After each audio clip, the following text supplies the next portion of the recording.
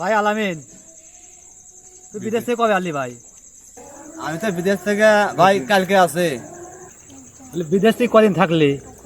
আমি তো ভাই 5 বছর বিদেশ থাকলাম 5 বছর বিদেশ থাকলাম। তোমার বাবা একটা সুখবর দিল, আমি তোমার বাবা নিয়ে বেড়াইতেছি। কোনে যাওয়া বেড়াইতে? তোমার বাবিক নিয়ে ডাক্তার বাড়ি যেতেছি। কি সুখবর, ডাক্তার বাড়ি যাওয়া লাগবো কে? আমার বউ খুব গুণবতী, আমার বউ 6 মাসের প্রেগনেন্ট, এর জন্য আমার বউকে ডাক্তার বাড়ি নিয়ে যেতেছি। তুমি তো 5 বছর বিদেশ আছিলে, এই কাম কেমনে হইলো? আমি তো কিছু বুঝলাম না।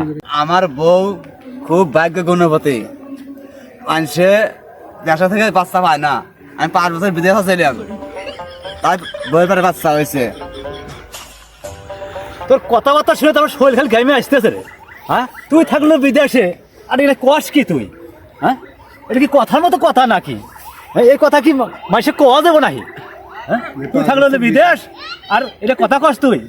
আমি 5 বছর বিদেশ থেকে আছি, তা আমার বউয়ের বাচ্চা হয়েছে। পাড়ার ভার কি জলে? হ্যাঁ জলে। এটা ক্ষমতা না, ক্ষমতা বউয়ের ক্ষমতা আছে বাচ্চা দেওয়ার। 5 বছর বিদেশ থাকছি। আমার বউ তো গুণবতী, আমি দেশে না থাকলে তা আমার বউ বাচ্চা দিব। পাড়া শাড়িতে জলে কত? কি হয়েছে পাড়া শাড়ি গেলে? তোর কথা হলে তো আমার শরীর ঠান্ডাও আসতেছে রে। এটা কি বহরে হইলো রে? আর তোর বউ থাকলে বাংলাদেশে, আর তোর বই এই কাম হইলো কি বই হয় রে?